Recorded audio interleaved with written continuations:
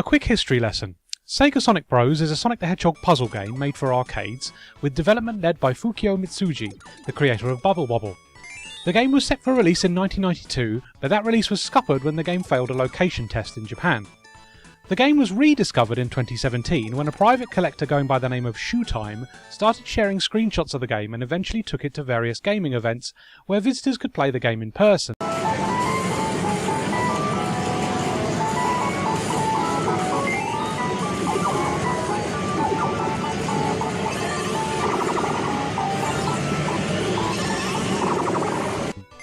The arcade board was dumped for preservation and then made playable within a modified version of MAME.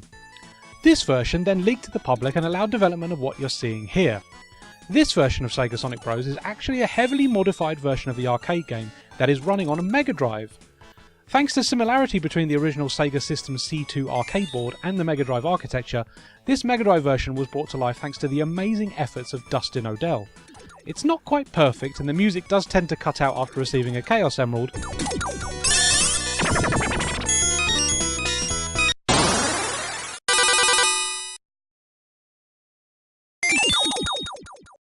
but otherwise it's an entirely playable version of a game that's running on a system it was never designed for. Speaking of music, the main theme of the game also features on the album Sing Sega Game Music presented by BB Queens, where it is titled Funky Brothers.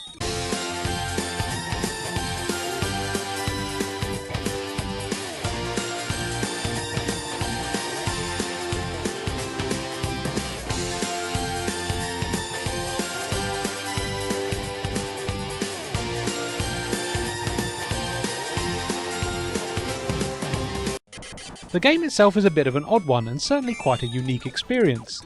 The way you score in SEGASonic Bros is to create circles of various coloured Sonics that turn into spheres when they're set. The bigger the circle, the bigger the score.